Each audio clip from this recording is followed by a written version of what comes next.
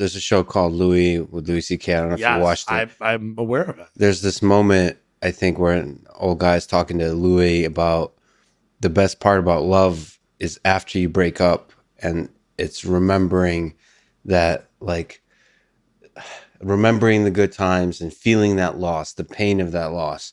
The worst part about love is when you no longer feel that pain. So Interesting. the pain of losing somebody lasts longer, is more intense and lasts longer than the actual love. So his argument was like the pain is is what love really is. Wow. In the same way that anger, your tombstone would arouse, would last longer. And that's deeply like a human thing. Like, why do we attach happiness to the way we should remember others? It could be just anger.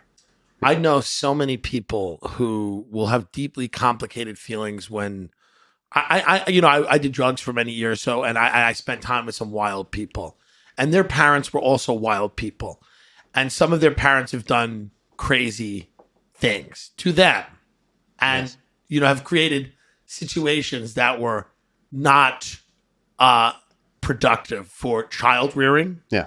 And so I know that when those people die, it's going to be a very mixed bag. Yeah. Like, there's going to be a lot of complex emotions. Like, hey, we loved that guy, but also when we look back, he was a horrible father, a horrible husband, but he was fun. And we don't put enough stock in that, but there will be a push and pull. Yeah. And I'll be the one kind of bringing up, like, hey, he was a lot of fun. Yeah. He was a lot. Remember when he stuck us, one of the things, this particular person I'm talking about, we were at a bar, and me and my friend were there, we're having dinner, and his father, who was, an alcoholic, and a guy that would go out every night and didn't work, refused to work, would lie and say he was going to work and then go to a bar. I mean, just a fun person. Mm-hmm. And we were sitting at this bar restaurant, and the bartender, we see his father walk up to the bartender and say, point at us, point at our table, and go and put the thumbs up. And the bartender nodded. And then the father walked over to our table and he said, listen, I just want to let you know I just bought your dinner. And I looked at his son. I said, he's a pretty good guy.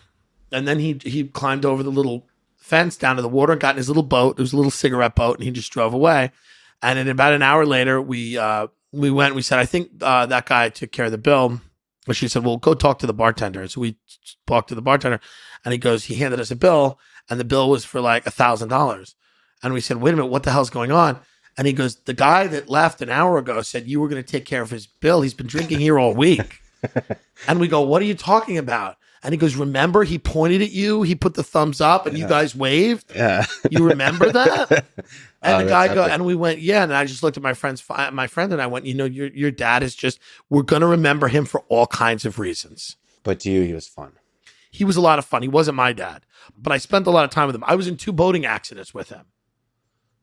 2 boating accidents. Alcohol involved? Drugs involved? Yes, he was usually alcohol was involved when he left his house, and when he was at home as well. But I was in 2 boating accidents. And do you know how fun someone has to be to get in a second boating accident? Do you know what a good time someone has to be to get in a boat with them after you've already gotten in one wreck? Never get fooled again. What was that line, George Bush? Never get fooled again. Right. Yeah. So if you're getting fooled again, there's a reason for it. But he was a fun guy. He did have a death wish. The second boating accident, he grabbed me and said, you can't hang out with me anymore. And I said, why? He goes, I'm trying to kill myself. And I was like, oh. And then I understood that, like, under the fun lived a very destructive person who not only was destructive, but wanted to die.